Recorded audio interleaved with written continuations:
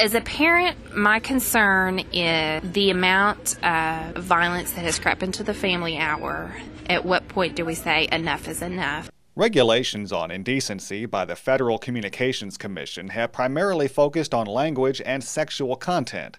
Yet television exposes viewers to shootings, stabbings, and wild stunts on a daily basis. All of this raises the question: if objectionable sexual content and language can be lawfully channeled to times of the day when children will less likely watch, why not have the same standard for violent programming?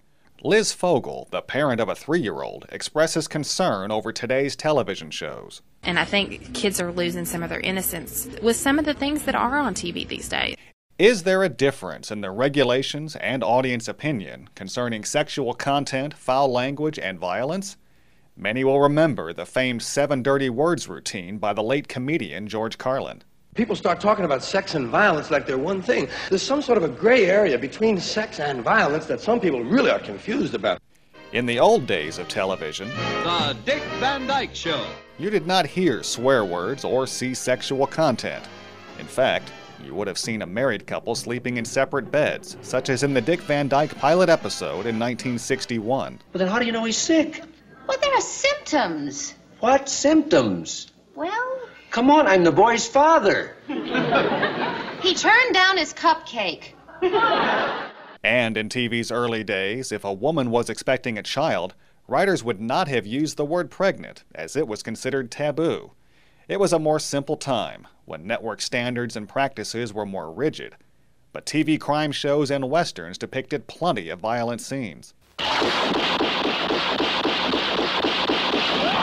Rifleman.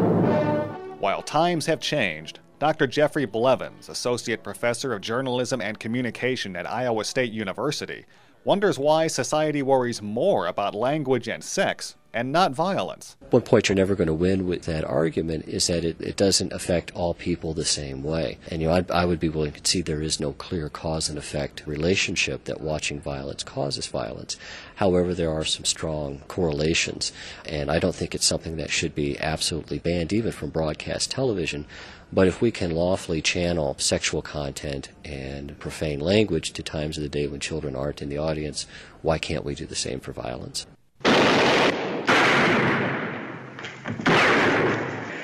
I'll double your money. That was a scene from a 1953 episode of The Untouchables. Violence is defined in many ways, according to Dr. Richard Vogel, an associate professor of digital communication at William Penn University.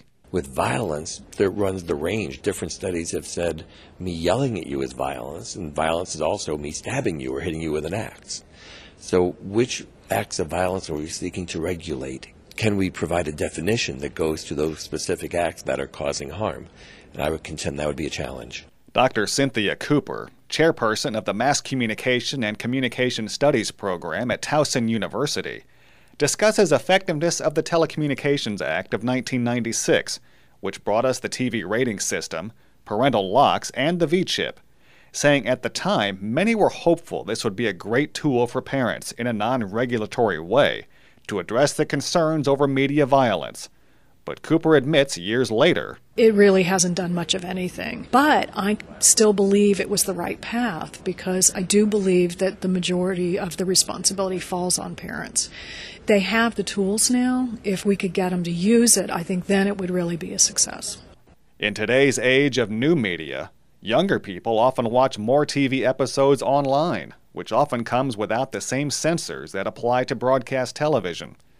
It makes Dr. Jeffrey Blevins, who is published in the Journal of Children and Media, wonder if regulation is a moot point. Are we spitting into the wind? And I think that's really a good point, especially as more and more content becomes available in these other mediums. But yet the indecency rules for sexual content and language still persist. It would seem to me that if we're going to be consistent on that, then we would wipe away those indecency rules as well. For parent Liz Fogel, she has to turn off the television, as she is very specific about shows her child can watch. You may call me a helicopter parent. I call myself an informed parent. So I want to know what she's watching. They're very impressionable at a young age, but kids are very impressionable at any age. I'm Terry Likes. You're listening to Tennessee Matters from the Tennessee Radio Network.